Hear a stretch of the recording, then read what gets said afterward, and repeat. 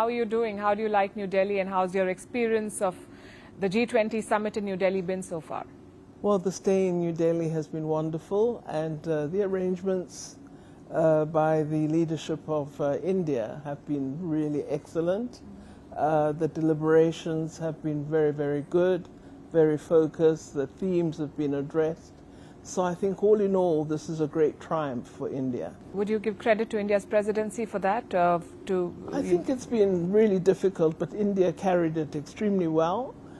Credit to the Sherpa, credit to the Foreign Minister, and credit to His Excellency the Prime Minister.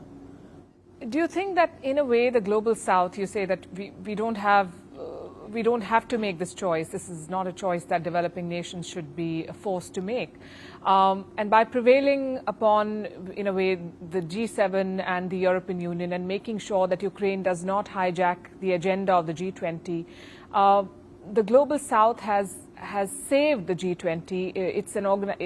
It was a grouping that was fading into irrelevance, some said, and the outcomes of this G20 have shown that there is so much more that it can achieve.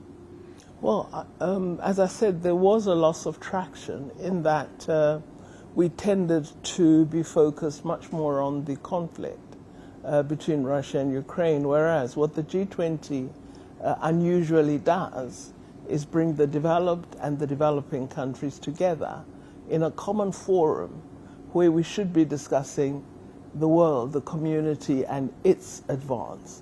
And what this meeting has done is take us back there without detracting from the important need to address the matters of peace and security that arise from this conflict. So we didn't neglect a focus on that. I think it is the responsibility of the international community to be concerned when two countries are in conflict, but it can't be the full substance of what the world deliberates upon. We can't marginalize the poor.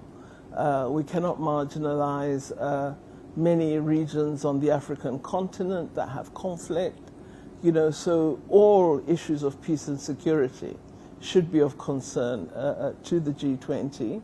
And I think the fact that we brought back, through India's leadership, issues of development, gender, a focus on persons with special needs, really addressing in a very, very, I think, candid manner the issues of climate change and the responsibility that the developed world bears to ensure that, given that it has led to much of the difficulties we face with climate change through the emissions arising from their industrialization, that they have a responsibility to support the developing world to respond to the effects of climate change. So I felt we were right-sizing the G20 through this summit.